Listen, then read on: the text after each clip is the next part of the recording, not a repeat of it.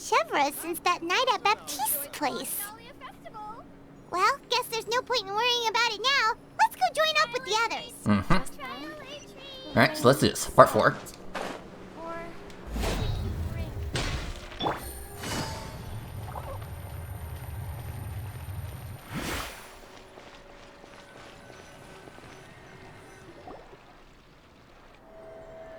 Hello, everyone. Good morning! Hayaka and I were just talking about you. Is Chevra still not joining us today? Probably not. We haven't seen her either. Huh? That's such a pity. Director Farina said that we've only got a few small scenes left before wrapping up the entire thing. She even said that she'll get me into a couple scenes, so everyone will have a chance to shine in front of the camera. We were also planning on having a victory feast once we're all finished filming. You can join us, right? Of course. If only Chevros was here. I still haven't taken a photo with her. I'm afraid that can't be helped. Those special patrol folks are like phantoms when they've got a case on their hands. But to be honest, I'm even more concerned by what I read in the Steambird earlier this morning. It said that the killer in the murder case was none other than the author of the Two Musketeers. Oh yeah, I heard about that too. He came forward and confessed his crimes, but gave no explanation as to why he pulled the trigger. We didn't know about this case at all when we joined the film. Is it going to affect the reception of our work? From a pure publicity standpoint, this will draw a lot more attention to our film. I have to say, though, that no director can be perfectly comfortable with garnering attention through means other than artistic skill. To be fair, I feel like that ship sailed the moment you allowed yourself to be named as the director on our posters. It's not my fault that I'm super popular. What was that saying again? My popularity has, Sunk to an all-time low? spread to the four corners of Tibet. Alright.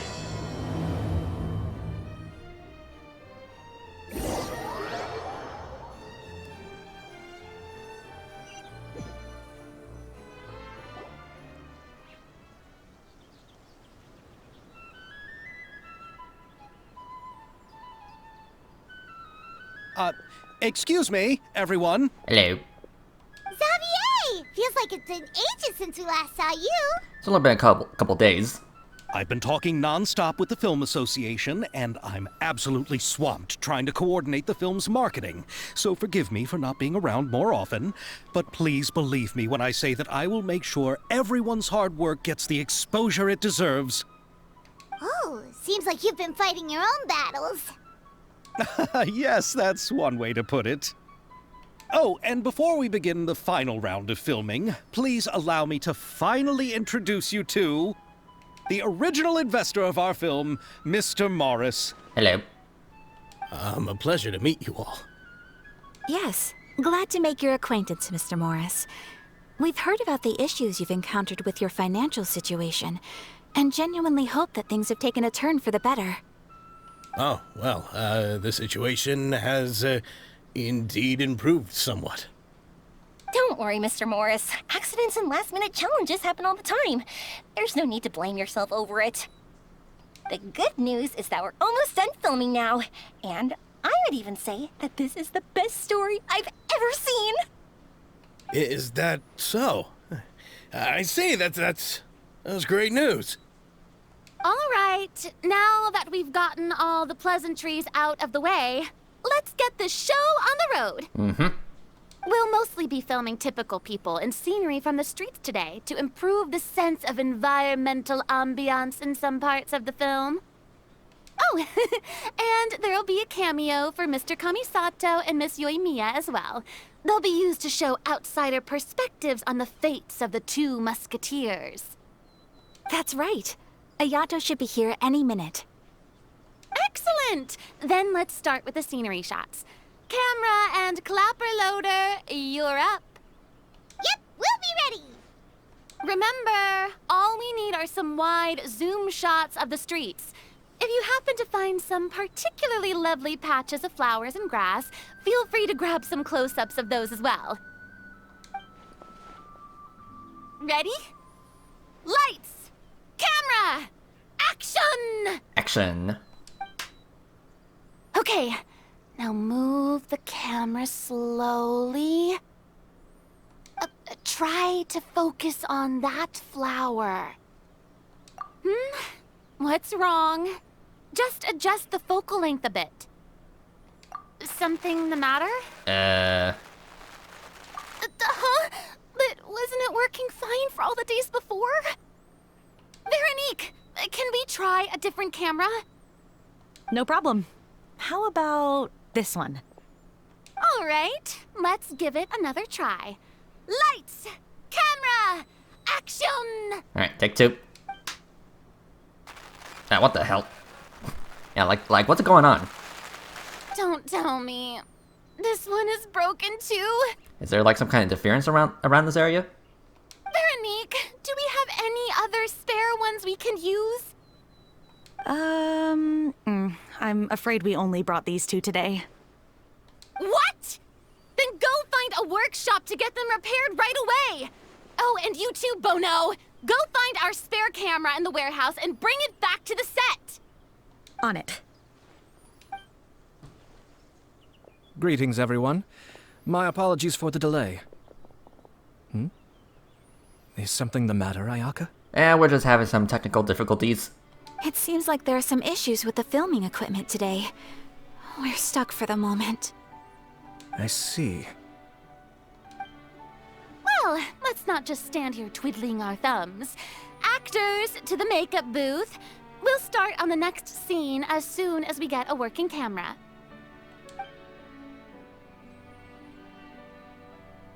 The people at the workshop told me that the part which holds the lens in place seemed to have fallen off.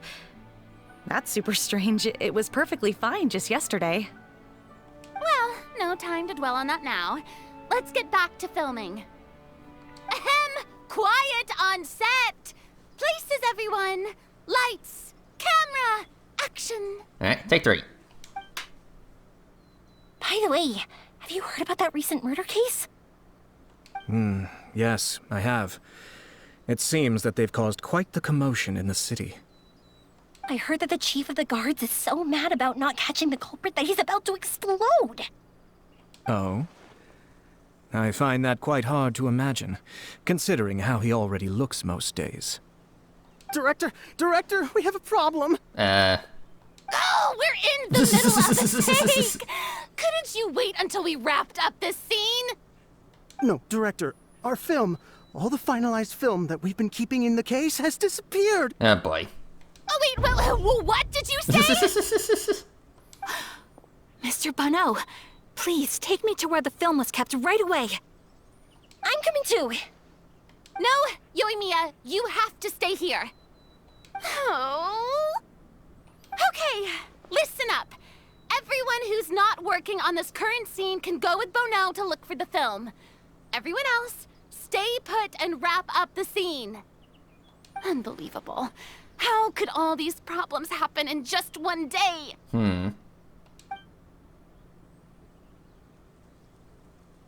We're back.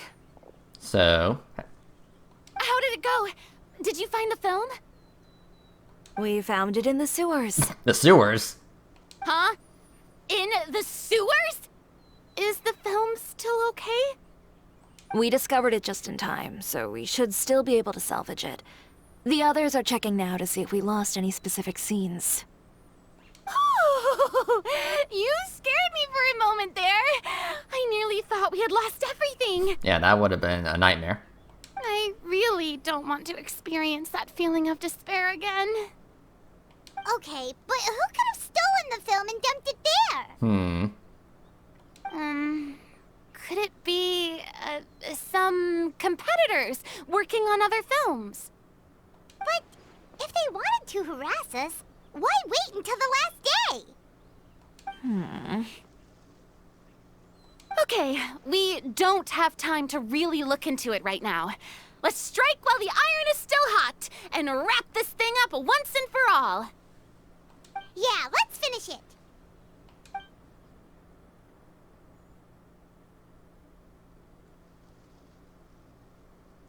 I would like to officially announce that our entry to the festival, The Two Musketeers, has now concluded filming! Alright.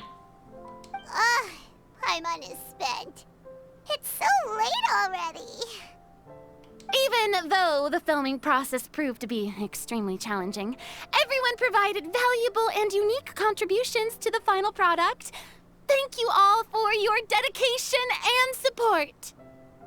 And just like Director Farina, I would also like to extend my most heartfelt thanks to all of you. Really, you've all helped me so much. All right, let's save the awards speech for later, and hopefully also get some rehearsals in before the real thing. Anyway, now it's time to party! Let's all make our way to the beach and have a celebration feast so loud and fun that even the blubber beast will want in. Party, party! Paimon wants to party! Alright. So it's party time. Whoa, this place is hopping. Everyone's finally getting to relax after wrapping up the film. Let's go chat with someone. Hello, you want me? Have you ever seen a fireworks show, Mr. Morris? It's pretty amazing. I'm afraid I haven't, but I'll take your word for it. Okay. Chiori? Oh, this is turning out to be quite the party. Okay. I was thinking, if this film turns out to be a success, could I ask the two of you to stay and be a part of my crew? Of course, I'll definitely increase the pay for next time. I'd be more than happy to, Mr. Xavier. Thank you for the offer, Mr. Xavier. But I've made some plans to go on a journey to the other nations once the festival is over. Is that so? Well, then in that case, bon voyage, Miss Veronique. Please feel free to get in touch once you've returned to Fontaine. Okay. Hello, YouTube. Hey, Ayato! How's your work been going? Everything went rather smoothly. Thank you for your concern. Ayato told me that we've already confirmed the dates for some Inazuma Fontaine cultural exchange events. So the next time we visit, we'll be doing so in our capacities as the representatives of the Yashiro Commission. Alright. Oh, that's great! Then maybe Paimon will be able to find Fontaine detective novels in Inazuma from now on! Oh, wait. Wouldn't Yae Miko get upset if that happens? That would be stealing some of her business. You've got a point. She's always complaining that light novels have become bland and too predictable after all.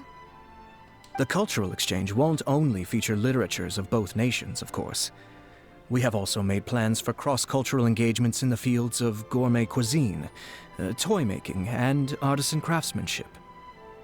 Whoa! Paimon's getting super excited now! When the time comes, be sure to visit and participate in all the events. Yeah, definitely look forward to that. Okay. Farina. Farina! Oh, my darling clapper loader and camera operator. You've both worked really hard. Paimon thinks you worked even harder than us. Honestly, Paimon was getting a little tired of playing with the clapperboard by the end of it. Worst of all, Paimon started having dreams of you shouting, "Lights, camera, action!" into Paimon's ears. The actual dream can't even start until you've yelled that. Hey, if anything, shouldn't I be more grand and delightful than your dreams? We've been through so much together, and that's how your brain remembers me? That's not Paimon's fault. We've just used the clapperboard too much lately. Anyway, what's most important is that we've wrapped the film. I'm pretty confident that we'll take first prize. You mean the reward? no need to mention the official name. Wait, now that you mention it, if we did win the prize, would Farina just get a statue of herself? Come on, I don't need that kind of attention. Xavier can accept the reward on our behalf. But just imagine! Farina accepting the Farina Award and holding a Farina statue. Yeah, it's kind of like Farinaception. I'm going back to my dessert now. You all can keep discussing that on your own. Okay. Okay. Now we talk to Chiori. Hello.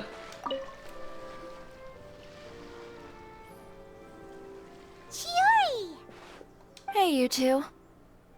Are you not really into these kinds of big social occasions? Not particularly. But this is still better than Fontaine Fashion Week. But if this film becomes a big hit, people will definitely come flocking to your shop. Yes, that's highly likely. As long as the film can premiere as planned. Are you still worried about the case? That and all the obstacles we had to face today. You're right. It's as if all our bad luck just manifested at once. Yeah, very, very sus. But why today of all days? No. No, it's nothing. We've already delivered the film to the editors, so there should be nothing more to worry about.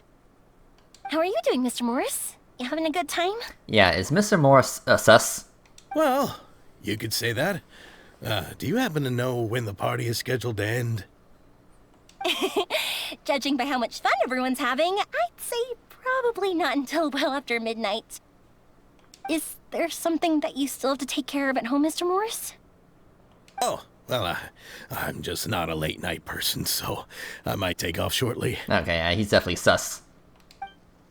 Oh no! Silly me. I almost forgot something super important. Oh, what is it? I prepared a whole batch of fireworks for the party, but I forgot to bring them over from the warehouse. Fireworks, you say? That's, truly a pity. Sorry things didn't go as planned. Could you help me carry them over, Mr. Morris? I won't be able to fetch all of them by myself. Me?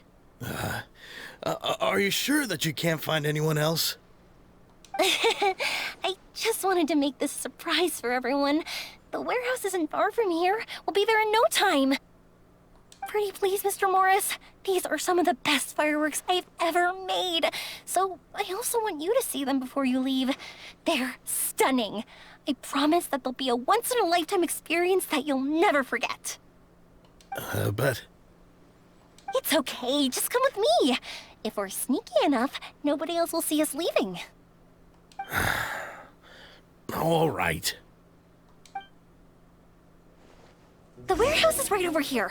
I moved the fireworks there in advance, so it shouldn't be too much work bringing them back. It's still a ways away from the party. Sorry about that, Mr. Morris. It's probably because I'm used to carrying fireworks all the time, so it doesn't feel like a lot of work to me. Okay. So is Joy-Mia onto him?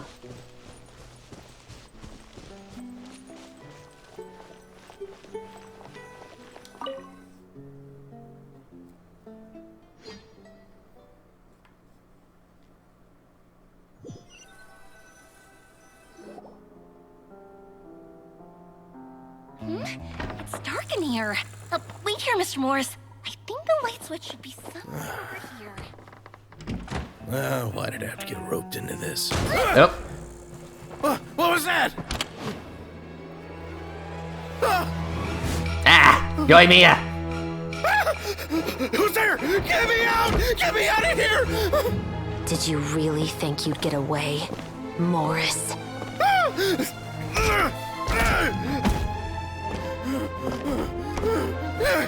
You've got the wrong guy. It wasn't me. I'm not the killer. You know, Eliza died a far more heroic death than this. She fought your assassin to the end, to save the children she had hidden beneath the floorboards.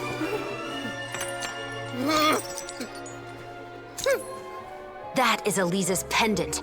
The one with a photo of you two inside. The one you gave her. Ring any bells? It's a fake! It has to be! There's no way! No way your assassin didn't destroy it, you mean?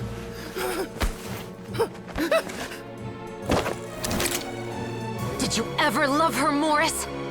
Or was killing her always the plan? No, please. Listen to me. I told Eliza to keep us a secret. I paid her plenty for her silence. I never thought she'd keep the child. Everything was gonna come out, and I had no choice. She forced my hand. No! I'm begging you. I have money. Just name your price, please. You can keep your Mora, and you can go to hell.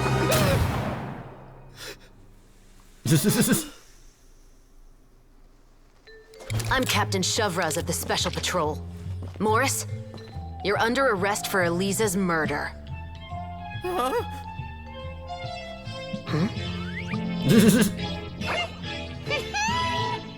Nice.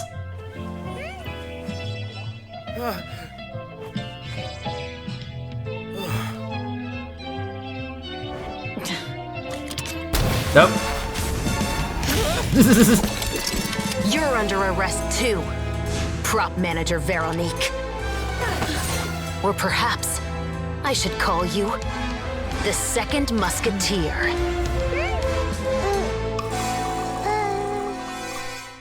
Alright, well, that was a little crazy. What's going on? This wasn't in the script. Drop the gun, Veronique. Why? Why would you keep me from exacting revenge on this heartless monster? Drop your weapon. This is my final warning.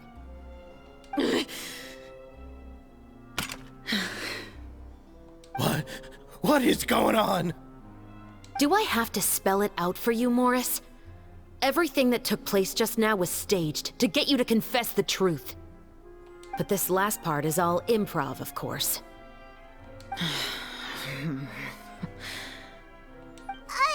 Shivers, you told us you wanted us to help you stage a play. You never said anything about the Second Musketeer. It's because even I had no way to confirm my theory until now. Thank you for your performance, Yoimiya. Could I trouble you to go and bring in the other Special Patrol members? They should be on standby just outside. Oh, and please tell the other cast members not to worry about us. We'll be rejoining them shortly. On it.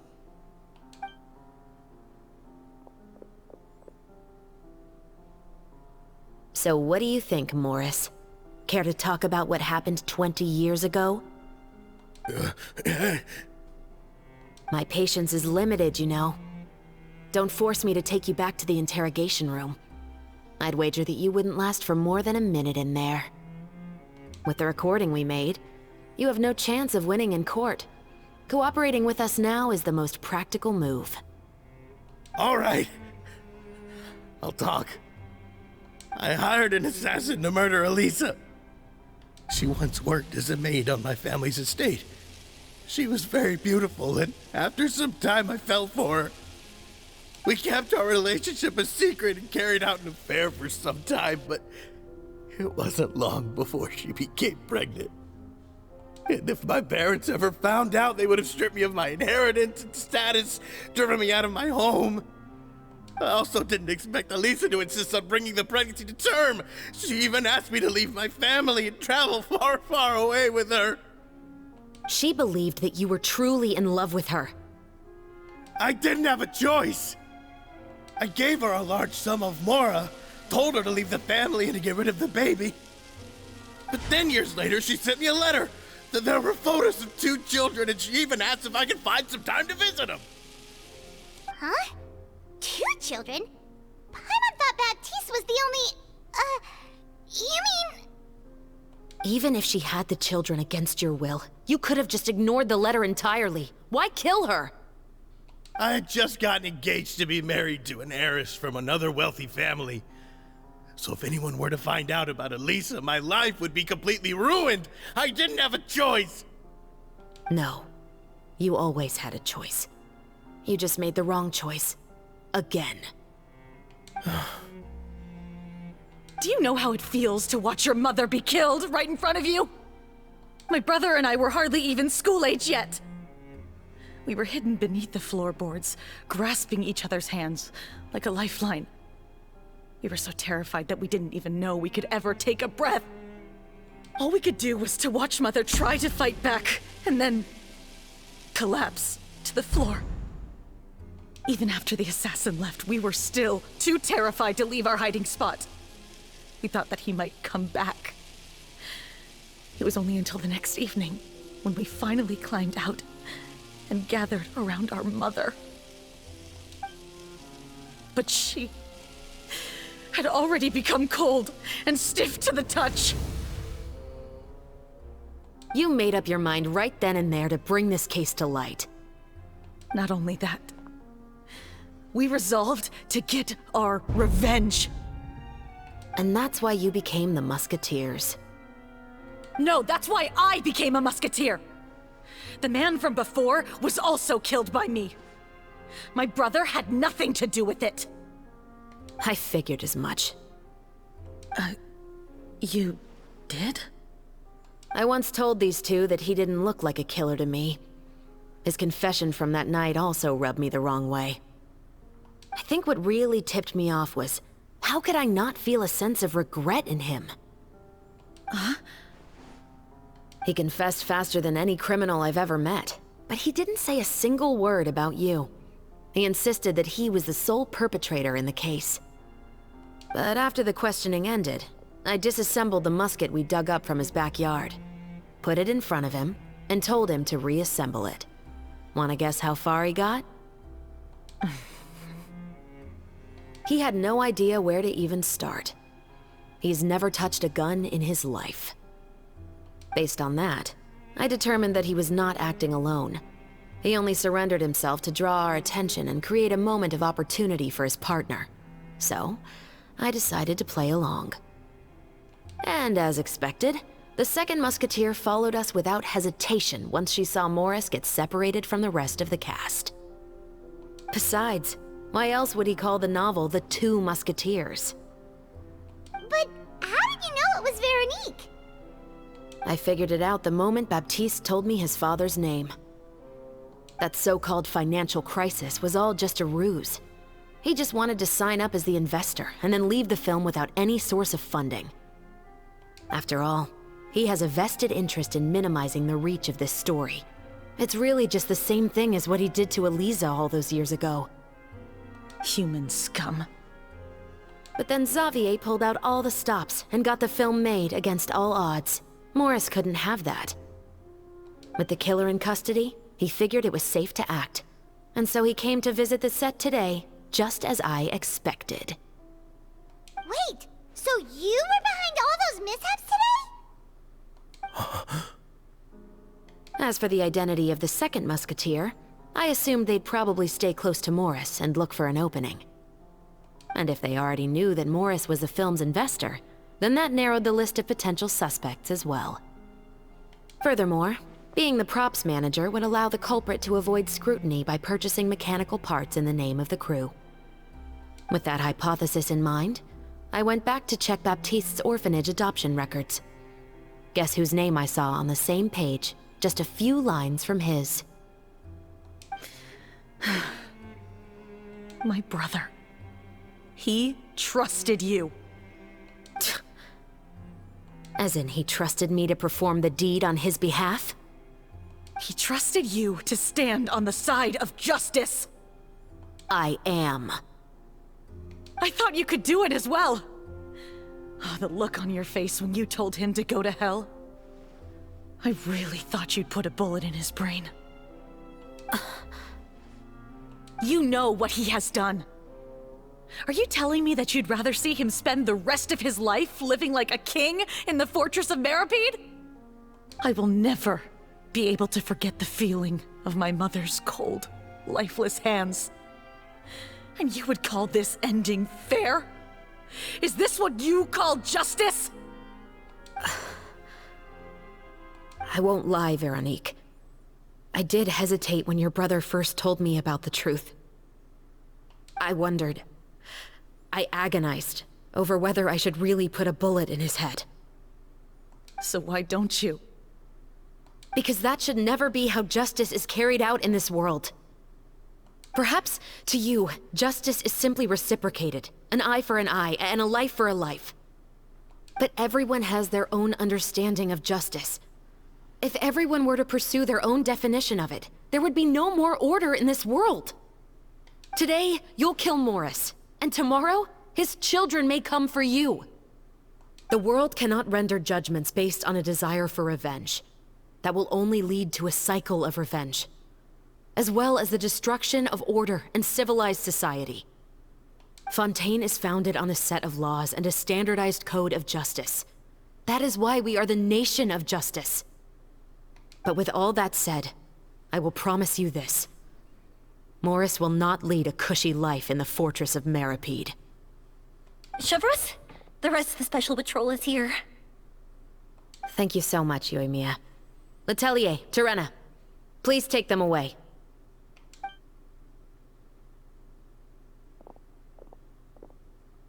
I still can't agree with your reasoning.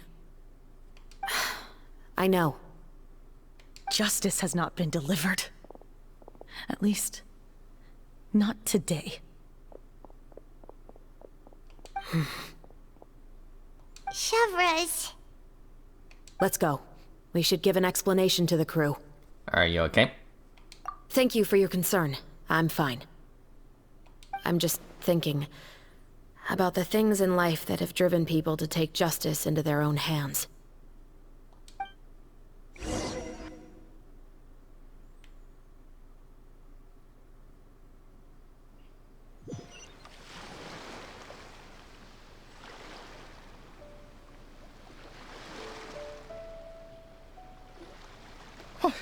Who would have thought Morris would turn out to be... I'm at a loss of words. How could he have done something like this? I'm just glad that you're all safe and sound. Who knew that such a labyrinth of cases would be behind this story? Well, what should we do now? We have a finished film, of course, but should we still go ahead with the premiere? What do you mean? Shouldn't you be even more motivated to spread the word now that you've learned the truth? Chiori is right. I'd also like more people to see this story for themselves. But the real ending of the story seems to have deviated somewhat from the one in the script. Is that still acceptable to you, Miss Chevreuse? The call is yours. We still have time to reshoot an ending if that's what you'd like. No, it's fine as is. I like what we have for the catharsis. Romanticism is what gives works of art their appeal. Fiction is able to explore means of restitution that could never work in real life. Just like the real world, the world of stories also has its own set of rules and justice. These different possibilities are what initially drew me to reading in the first place. Sounds good to me. I support your decision. What about Veronique? Will she be okay? She will soon face her judgment alongside her brother and Morris. If I had to guess, they'll probably all be sent to the fortress of Meripede. I'll make sure to give Risley a heads up about it. Oh, you mean that kind of heads up? Exactly. Ahem. All right, then the matter's settled. Now that everything's been taken care of, there's no reason for us to keep looking all gloomy and grumpy. Let's get back to the feast and enjoy each other's company. We'll be starting the post-production process tomorrow. You should join us, Chevreuse. You missed the first few hours of the party, didn't you? All right. Count me in. Then I'll wait for you over there. There's still some good news that I'd like to share with Chevreuse. Traveler, Paimon, could you wait for me by the sea after the party ends? I'd like to go on a brief walk with the two of you. Absolutely. Thank you very much.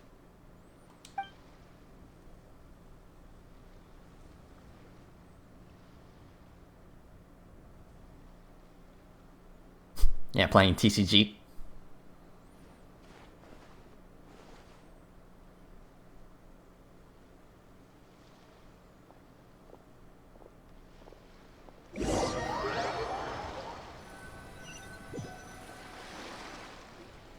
Sorry for the wait. Oh, we weren't waiting long at all. Is there something else you wanted to tell us? No, I don't have anything new to share. I just felt that since you were my investigation partners, I should have another conversation with the two of you. Traveler, how would you have responded to Baptiste's request if you were in my shoes?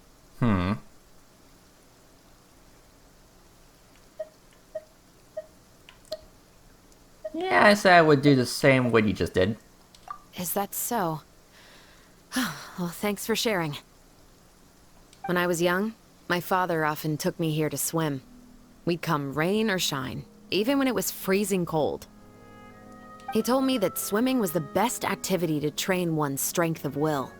You could never give up before reaching the shore, especially when the water was cold. Oh? Why is that? Because the moment you give up would be the moment you die. At that point, I still hadn't received my vision. One winter, the chilly wind felt almost like knives on my skin, and the seawater was so frigid that it numbed my toes the moment I stepped in. I cried and begged my father to spare me from having to swim across, but he wouldn't listen. He used to be a member of the Special Patrol as well. You could say it was his way of educating his children. That sounds awful. When he saw that I wouldn't stop crying, he just picked me up and tossed me into the icy water.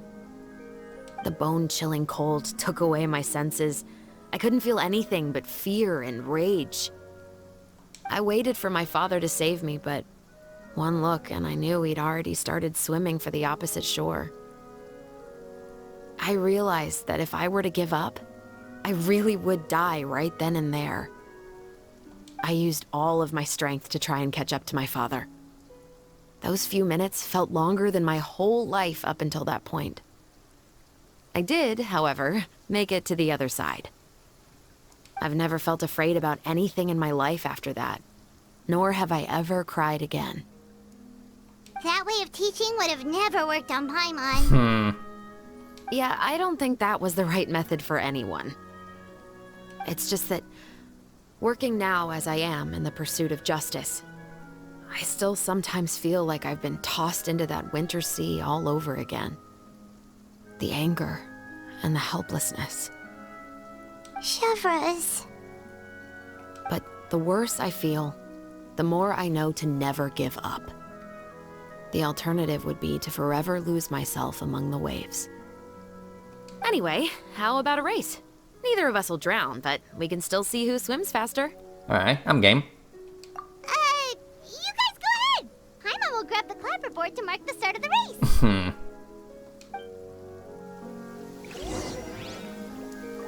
Okay. So here we go. Final warning!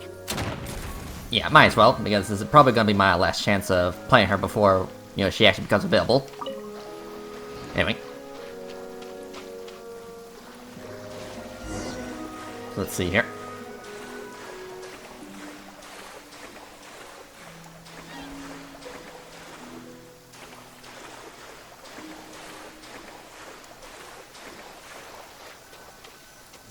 Okay. Oh, that felt good. You were so fast in the water, Chevreuse. You were swimming even faster than Paimon can fly. So, about the Special Patrol, did you join because of your dad? Partly, but I'd say I was more inspired by the heroes I read about in stories growing up. Oh, so it's due to your love of stories. Of course, it was only after I joined the Special Patrol that I learned that truth is often stranger than fiction. Come on, let's walk a bit more.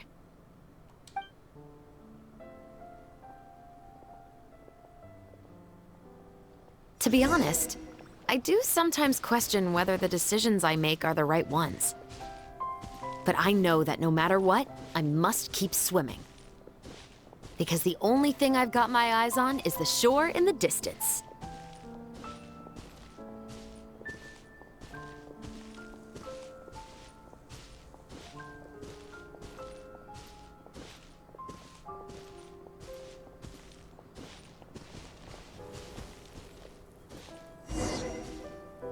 Thank you for coming on this walk with me. I feel a lot better after getting all that off my chest. Anytime. Huh. We're Huh, you're right. I didn't realize we were so close. He really did plant a lot of flowers. It's just like how he described it in the story. Huh? Wait. Paimon, Traveler, look! The rainbow roses in the garden. They're in full bloom now. Alright.